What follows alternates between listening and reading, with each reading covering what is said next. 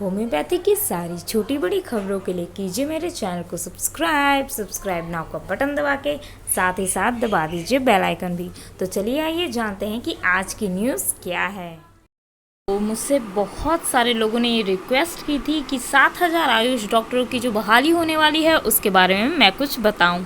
तो सबसे पहले जो चीज़ इम्पॉर्टेंट है वो ये है कि दरअसल ये 7,000 जो आयुष डॉक्टर हैं जिनकी बहाली होनी है उनके बारे में आप लोगों ने मुझसे बहुत सारे सवाल किए कि मतलब ये वैकेंसी किस टाइप की होगी और भी बहुत सारे ऐसे मुद्दे हैं जो सब मुझसे जानना चाहते हैं इसके बारे में। जो मुझे जहाँ तक पता चला है ये 7,000 वैकेंसीज़ जो आयुष के आने वाली है, दरअसल ये कोई और वैकेंसी नहीं, ये 3 साल में जो आने वाले 3 इयर्स हैं उसमें ये 7,000 वैकेंसीज़ और आएंगी। ठीक है, क्योंकि बड़े बड़े हॉस्पिटल्स खुलने की बात है और ये एक सम्मेलन दरअसल हुआ था, एक समारोह हुआ था जिसके अंदर ये कहा गया था कि 7,000 नए आयुष डॉक्टरों की बहाली होगी। आइए देख लेते हैं वो है क्या। दरअसल 7,000 आयुष डॉक्टरों की बहाली होगी, ऐसा तकनीकी सेवा द्वारा ऐसा कहा गया है, जो कि बेगूसराय, दरभंगा और मुजफ्फरपुर में 3 से 4 सालों में 3 नए आयुर्वेदिक कॉलेजेस बनेंगे। राइट, स्वास्थ्य मंत्री की सहमति के बाद अब मुख्यमंत्री से स्वीकृति ली जाएगी, क्योंकि अब ये स्वास्थ्य मंत्री इसके लिए रेडी हैं, क्योंकि 7,000 डॉक्टरों की ज़रूरत है। और मुझे लगता है कि मुख्यमंत्री भी बिल्कुल ये नहीं कहेंगे कि उन्हें ज़रूरत नहीं है। अभी डेल्टा वेरिएंट आप देख रहे हैं कि कल का अगर पूरा डेटा लिया जाए तो उसके हिसाब से 40,000 क्रॉस कर चुका है और काफ़ी भयंकर स्थिति में है केरला में। तो आप समझ सकते हैं कि अभी कंडीशन बहुत ख़राब है कोरोना की। अच्छा, कुछ ऐसे कमेंट्स भी आते हैं कि कोरोना से हमें डर नहीं लगता और ये सब। देखिए, कोरोना से डरने वाली बात तो ऐसी भी नहीं है, आप बचाव करेंगे तो कोरोना से बचेंगे। लेकिन बचाव की बात अगर आप कर रहे हैं तो बहुत जगह स्कूल्स खुल रहे हैं, बहुत जगह बहुत कुछ हो रहा है। तो जिस तरीके से ये सारी चीज़ें आगे बढ़ेंगी, ये जो है वायरस ये एक से दूसरे से तीसरे सबको होता जाएगा। ठीक है, तो इससे घबराने वाली बात इसलिए है कि ये दरअसल प्रॉब्लम इतनी क्रिएट कर देता है कि आदमी जो है वो हॉस्पिटलाइज्ड हो जाता है और उसके बाद फिर उसके बचने की चांसेस बहुत कम हो जाते हैं। जो भी हो, आगे नीचे देखते हैं। 96वें स्थापना दिवस समारोह के दौरान कही गई थी ये बात, ये हमेशा याद रखिएगा, क्योंकि एक समारोह हो रहा था उसके दौरान 7,000 आयुष डॉक्टरों की बहाली निकलने की बात की गई है। ये आगे चल के कितना सही है और क्या सही नहीं है, जब तक इसकी विज्ञप्ति नहीं निकलती है कि ऐसा कुछ होगा, हम ये नहीं मान सकते। लेकिन हाँ, ये अच्छी बात है अगर 7,000 आयुष डॉक्टरों की बहाली वो जल्द लेंगे। आइए आगे बढ़ते हैं। और मैंने आपसे ये भी कहा था कि BTSC जो है जो 3,270 अब जितनी बहालियाँ होंगी BTSC से होंगी। और शायद अब ऐसा भी हो जाए कि एग्ज़ाम लेने की कंडीशन आ जाए, अब BTSC भी शायद एग्ज़ाम ले, लेकिन अभी बिल्कुल नहीं लेगी। लगता है इस साल तो बिल्कुल नहीं लेगी, इस साल या अगले साल तक ये BTSC एग्ज़ामिनेशन नहीं लेगी। इसके बाद एग्ज़ामिनेशन भी शायद ये कंडक्ट करे, लेकिन ज़्यादातर चांसेस हैं, क्योंकि इसे बनाया ही क्या था बिना एग्ज़ामिनेशन लेने के, मतलब बिना एग्ज़ामिनेशन हुए ही बहाल करने के लिए इसे बनाया गया। क्योंकि एग्ज़ामिनेशन जब लिया जाता है तो बहुत लंबा एक समय ख़त्म हो जाता है, इसीलिए BTSC के थ्रू बहुत सारी वैकेंसीज़ ली गई हैं। और ये हमारे जो मतलब आपके जो बिहार के मुख्यमंत्री हैं उनका ही ये सुझाव था कि ऐसा कुछ होना चाहिए, क्योंकि बहुत टाइम बाद जाके 3 साल 4 साल 5 साल लग जाते हैं एक बहाली हो पाती है। जो भी हो, परीक्षा.nic.in पे जब आप जाके देखेंगे तो ऐसी कोई आपको न्यूज़ नहीं दिखेगी जो 3,270 के लिए कुछ भी कह रही हो।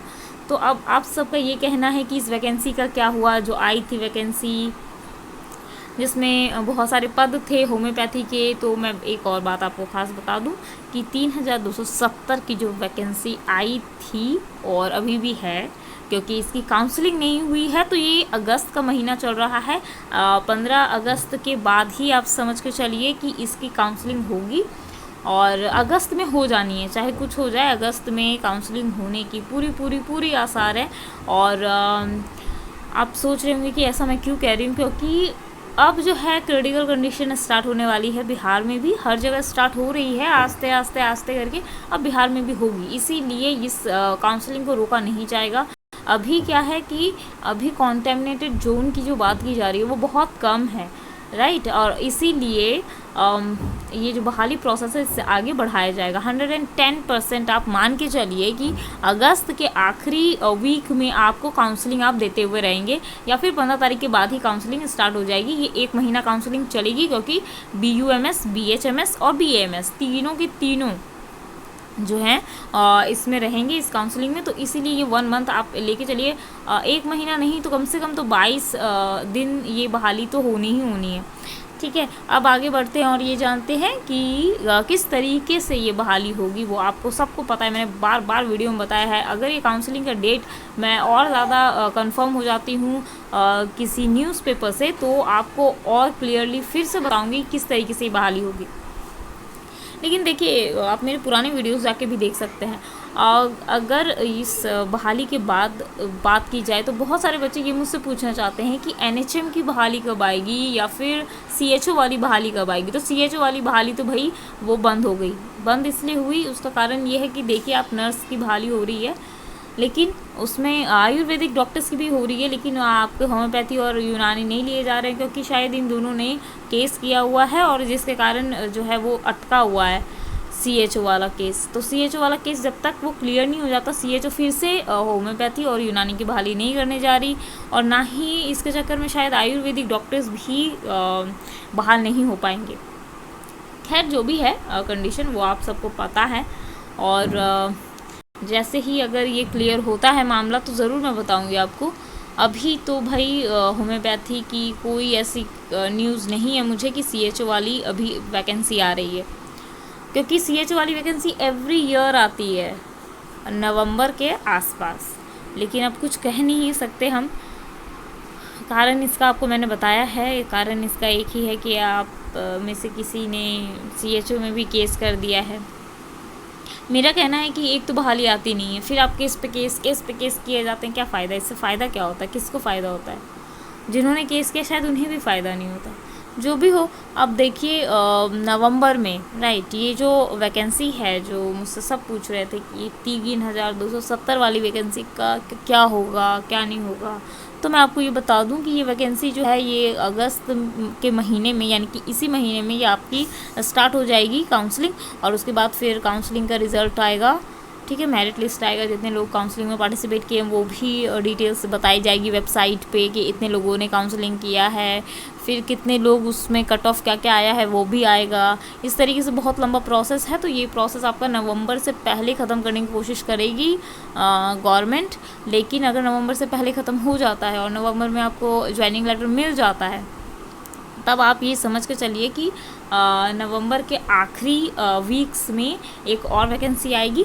जो वैकेंसी जो होगी, जो बहुत इंपॉर्टेंट वैकेंसी है और गवर्नमेंट की भी है, और इसमें ज़्यादातर चांसेस हैं कि एग्ज़ाम लिया जाए, या ये भी हो सकता है एग्ज़ाम नहीं भी हो, लेकिन एग्ज़ाम लेने की ही बात की जा रही है, और वो भी ऑनलाइन व्यवस्था के थ्रू एग्ज़ाम लिया जाएगा। तो आप सब प्रिपेयर कीजिए, क्योंकि जो लोग इसमें नहीं सेलेक्ट हो पाएंगे, क्योंकि मैंने बहुत कोशिश की मिनिस्टर से लेके सबसे बात करने की कि भाई फ्रेशर्स को भी इसमें मौका दिया जाए। ये एक बहुत बड़ी वैकेंसी है, तो सीधा उनका ये कहना था कि जो पहले के डॉक्टर्स हैं उन्हीं को वो आगे लाना चाहेंगे इस वैकेंसी के थ्रू, और उसके बाद ये वैकेंसी हमेशा आती रहेगी। और जो भी डॉक्टर्स हैं जो अभी फ़िलहाल काम कर रहे हैं, उनको जो है इस बहाली के थ्रू वो मौका देंगे एक प्रमोशन का, जिससे वो उनका परमानेंट हो जाएगा जॉब।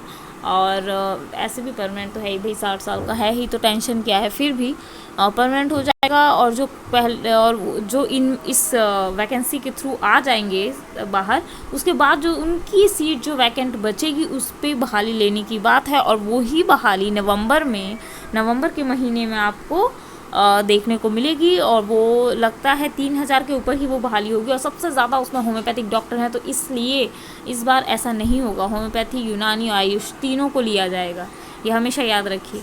तो फिर भी आप ये मान के चलिए कि होम्योपैथी का तो वैसे भी ये लोग सीट हटा ही देते हैं, जहाँ 30% कर देते हैं, जहाँ इनको कम से कम होम्योपैथी को 40% होना चाहिए। यूनानी आते ही कितने हैं, बहुत कम लोग हैं यूनानी के। जो भी कारण हो, अब भाई वो यूनानी को भी आगे बढ़ाना चाहते हैं, बहुत अच्छी बात है। ये भी एक अच्छा मेथड है, एक अच्छा पैथ है, उसको भी आगे आना चाहिए। तो इसीलिए मैं कह रही हूँ कि ये आपको नवंबर तक वेट करना होगा। नवंबर में सारी मतलब पूरा लिस्ट आपको आ जाएगा। आपकी शायद जो भी जो जिन्होंने भी BTSC का दिया वह उनका फाइनल हो जाएगा नवंबर में। और नवंबर के आखिरी वीक पे आपको एक और बहाली देखने को मिलेगी, जिसकी विज्ञप्ति आएगी लगता है नवंबर के आखिरी वीक में, हाँ, जहाँ तक कि मुझे जानकारी मिली है। और उसके बाद फिर आप देखेंगे कि दिसंबर में ऑनलाइन एप्लीकेशन स्टार्ट हो गई है। फिर जनवरी में आप ऑनलाइन एप्लीकेशन, 1 महीना कम से कम तो ऑनलाइन एप्लीकेशन में ही चला जाता है। और उसके बाद कई बार तो डेट एक्सटेंड भी होते हैं, ये लोग 2 महीना लगा देते हैं ऑनलाइन एप्लीकेशन लेने में।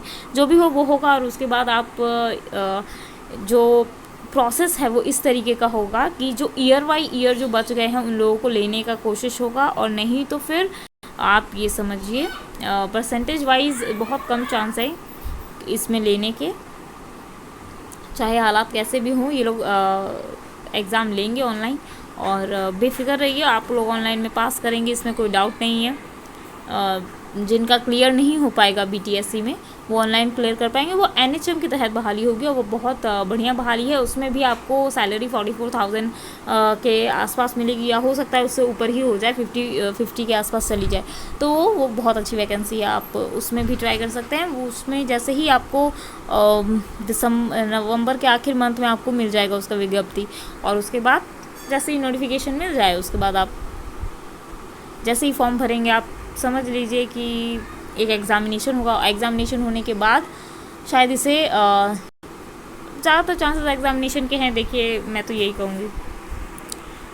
तो ये तो थी पूरी कंडीशन जो मैंने आपको बताई कि एग्ज़ामिनेशन ही होना है उसमें।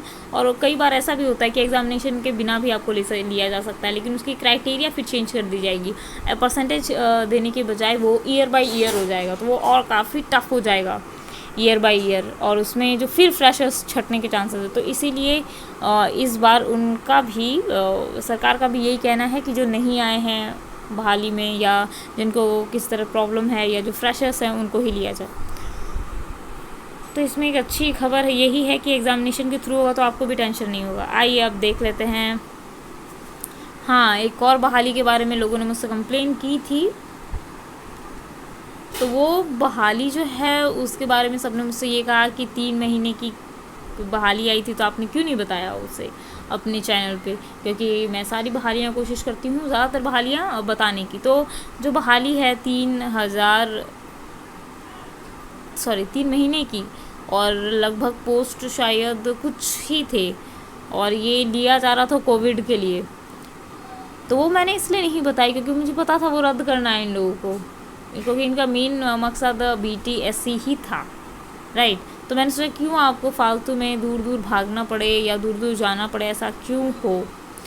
मैंने तो ये भी सुना है कि पटना में शायद ये बहाली का कोई किसी ने नकली नोटिफिकेशन भी जारी कर दिया, और उसके बाद फिर काफ़ी लोग पटना पहुंच गए, और वहाँ कोई इस तरीके का कुछ भी नहीं था।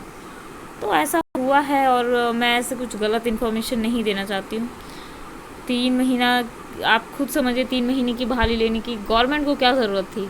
यहाँ तो भाई मुंबई तो ये हो नहीं रहा, ये बिहार है, इसीलिए आप समझिए कि 3 महीने 2 महीने इसके लिए भागने की ज़रूरत नहीं है। रहिए आराम से, आपकी जॉब 110% मैंने कहा है कि होगी, सभी होम्योपैथ फिजिशियन की जॉब होगी जो भी बिहार में है, और ये वैकेंसी बहुत जल्द आ रही है। तो जो मैंने आपको बताया ये तो थी पूरी घटना, और जब क्या होगा BTSC वो भी मैंने आपको क्लियर कर दिया। 7,000 जो आयुष डॉक्टर की बहाली है, दरअसल मुझे नहीं मालूम ये आएगी कब आएगी, कैसे आएगी, लेकिन हाँ 4,000 के एवब तो आपको वैकेंसी अभी देखने को मिल जाएगी नवंबर के आखिरी महीने में। तो आप सभी तैयार रहिए। ज़रूरी नहीं है एग्ज़ाम के थ्रू हो, लेकिन ज़्यादातर चांसेस एग्ज़ाम ही हैं। ऑनलाइन एग्ज़ामिनेशन होगा शायद इसमें NHM में, तो आप सब इसके लिए तैयार रहें, और 110% आपकी बहाली होगी। जिस तरह 8,000 नर्सेस को बहाल किया गया है, जिस तरह ANM GNM को बहाल किया जा रहा है, उसी तरीके से आप समझ के चलिए कि आपकी भी वैकेंसी आएगी और 4,000 एवं भी आएगी। और 110% आप ये एक और बात मान लीजिए, जो मैंने पहले भी कहा है, आपको बार बार कहा है कि होम्योपैथिक फिजिशियन बिहार में नहीं बचेंगे जो ये कहेंगे कि हम जॉब नहीं कर रहे हैं। या तो वो शौक से नहीं करेंगे या तो फिर कोई और वजह से नहीं करेंगे, लेकिन जॉब तो सबकी होनी है। जो फ्रेशर्स हैं, जो काफ़ी ज़्यादा बेचैन हैं कि उनकी जॉब कब होगी, तो उनकी भी जॉब होगी। परसेंटेज वाइज इस बार नहीं लिया जाएगा, BTSC में लिया जाएगा, लेकिन अगर आप बात कर रहे हैं नवंबर के महीने की, तो उस पर मैं एक और अच्छा वीडियो बनाऊंगी जिसमें आपको क्लियरिटी मतलब पूरा क्लियर होके बताऊंगी। एक भी चीज़, एक भी पॉइंट ऐसा नहीं होगा जो आपको क्लियर नहीं होगा, ठीक है। तो फिर उस वीडियो में मिलते हैं और इस वीडियो को यहीं अंत करते हैं। और ये कहूँगी कि मेरी वीडियो को अगर आपको पसंद आए तो प्लीज़ इसे ज़्यादा से ज़्यादा शेयर कीजिए, लाइक कीजिए और मेरे चैनल को सब्सक्राइब कीजिए।